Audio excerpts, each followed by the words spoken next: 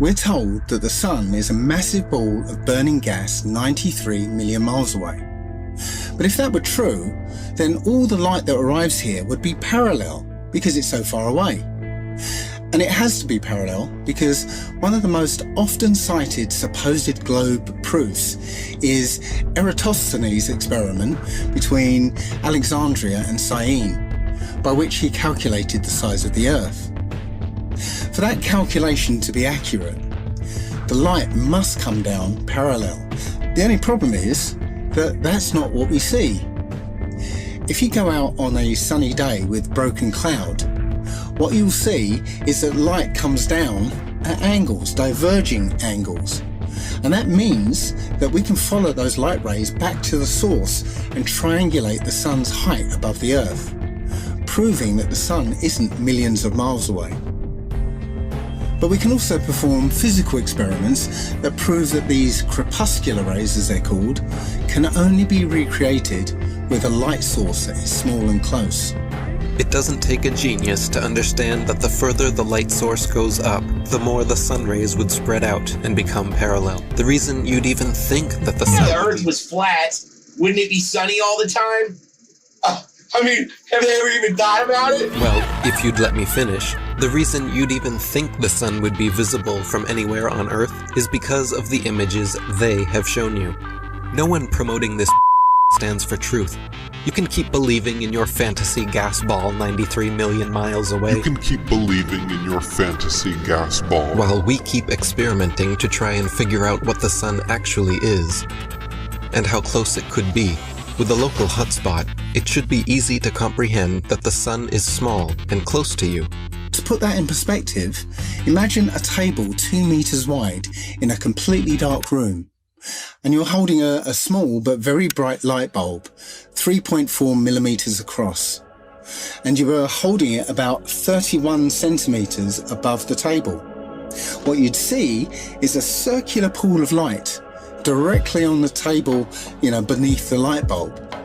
But on the other side of the table, it would be in darkness. Now, it seems to our mind that if you were on the other side of the table, you would see the light because it's, above the table. But that's not true, because on that part of the table, it's in darkness, meaning that the light isn't physically reaching that part of the tabletop. Your senses are correct. We're also told that the sun sets because as the Earth rotates us away from the sun, it's actually obscured by the physical curvature of the Earth. That's not what we see. What we see is a local sun that is taking its local light with it. What happened to the horizon glowing across half of the world? Most sunsets are already fading through pollution, dander, chemtrails, and fog. Plus, refraction will always make the sun seem like it's going down, as well as your perspective. It would appear to sink down in your field of view. That's perspective. The further away you get from it, the lower it will appear.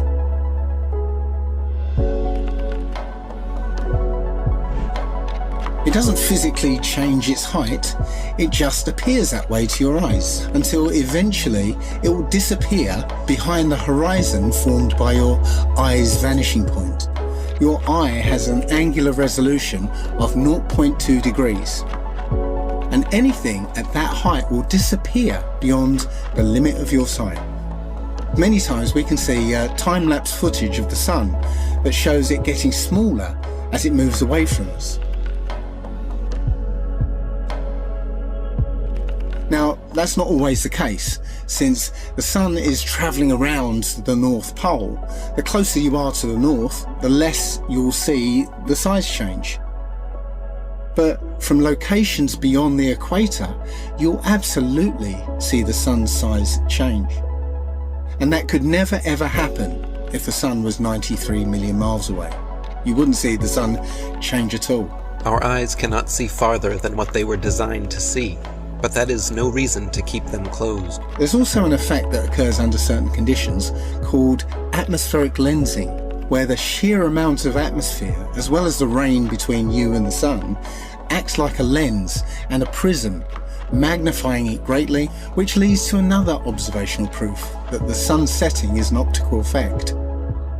At such times, when the sun is setting over the sea, and it seems as though it's half hidden by the horizon, then you can zoom in with a high-powered zoom camera and see that it's actually still above the horizon. It's just an optical illusion.